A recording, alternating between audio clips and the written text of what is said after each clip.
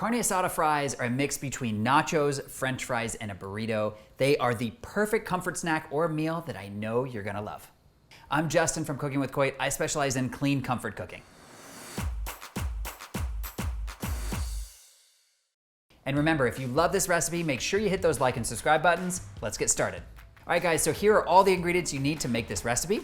First of all, we've got this carne asada. You can find this carne asada recipe on my website. I will link it in the description below.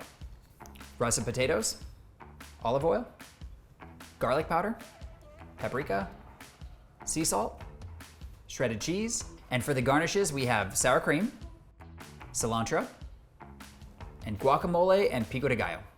First thing you need to do is to preheat your oven to 450 degrees Fahrenheit and also line 2 baking sheets with parchment paper. Next, we're going to peel our potatoes. I chose russet potatoes, number one, because of their size. I can make nice and long french fries out of them, and also because I think russet potatoes make the best fries. Next thing we need to do is to cut our potatoes into fry shapes, and there's a very specific way of doing this, so let me show you how to do it. First, you're going to cut lengthwise like this, and what we're looking for is about a 1/4 inch slab. So cut like that, 1/4 inch, another 1/4 inch this way. Of course, if you want much thicker potatoes, you can cut them thicker. Next thing we're gonna do is to cut our individual fries out of the potatoes. So all you have to do now is cut them lengthwise, just like that. And again, you can make very thick steak fries or you can make much thinner, just regular fries. But this is a good size. This is the size that I really love for my french fries. I feel like there's a lot of secret techniques to making really good fries. I've heard some people put their potatoes in an ice bath before they fry them or put them in the oven. I've also heard some people add, I think it's baking soda with the fries, which makes them crispier. I've never done any of those things. I've just sort of made them the regular, very normal way. If you guys have, let me know in the comments below. I'd love to hear your french fries tips. All right, guys, so the next thing we're gonna do is to season our french fries. So take all your fries, dump them into a large mixing bowl, like so.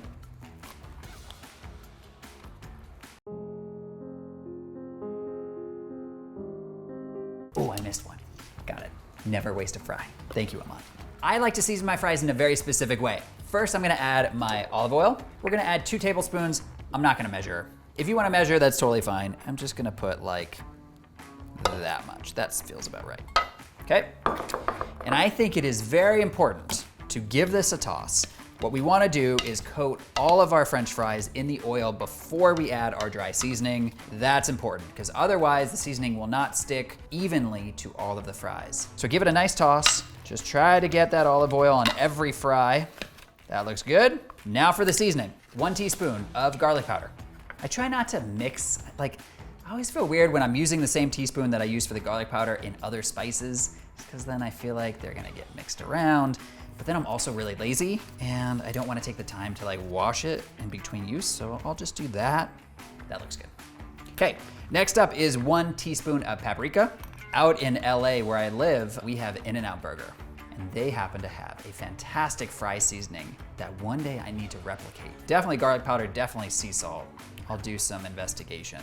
Anybody that loves In-N-Out, please let me know in the comments below, because it's my favorite. Okay, next we're gonna add 1 teaspoon of sea salt. Now we're gonna give this a nice quick mix. All right, now we're gonna lay out our fries on our prepared baking sheets. One important note here is that you don't wanna crowd the fries on the baking sheets. You wanna make sure you give them a little bit of air. That's definitely gonna help them crisp up in the oven. So I made 2 baking sheets here because I really like to give the french fries plenty of space. If you're not making too many fries, 1 baking sheet will probably suffice. We've got a little construction happening. Okay.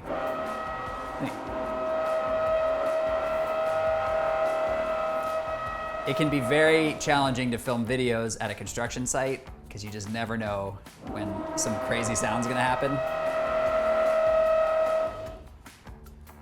Okay, I think he's done. Now we're gonna take these fries and we're gonna pop them into the oven and cook them for 30 minutes, and we're gonna flip them halfway through the cooking time.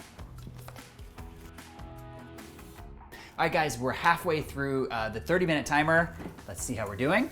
Oh yes, these are looking so beautiful. Okay, so we're just gonna give these a little bit of toss. and just flip them around a little bit. And you don't have to worry about re-spacing them out again. Just kind of push them around like that, and they should crisp up great. I'm gonna do the same for this bottom rack one too. And as you can see, when you flip them over, look, the bottom rack one is getting a lot more cooked, a lot faster. So we are gonna flip these two trays so that they cook nice and evenly. Now we're gonna let these bake for another 12 to 13 minutes. All right guys, the 30-minute timer is up. Let's see how we did. Whoa, these look so good. Check those out, and oh, these look awesome. So crispy. These came out perfect. With our fries set aside, now we're gonna focus on the carne asada. So I have a carne asada recipe on my website, which I'll link to in the description below. I've already cooked this carne asada, and all I need to do now is to cube it.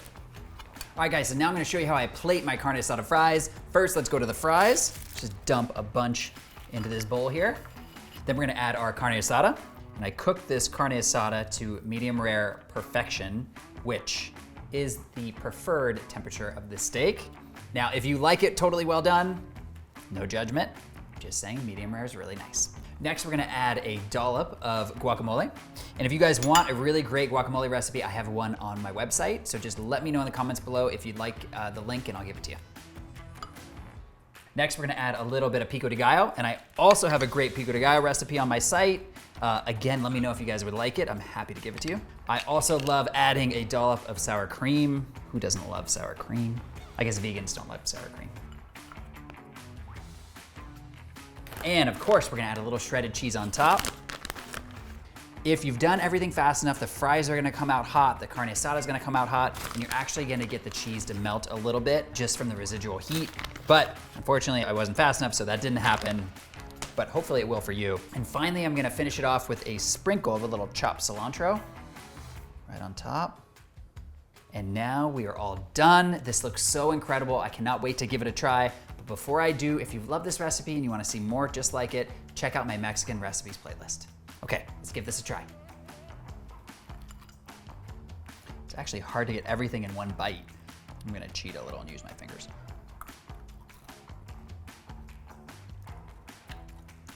These carne asada fries are the perfect comfort food snack. You could not get better. Guys, I hope you love this video. I hope you love this recipe. I hope you give this one a try. See you in the next video.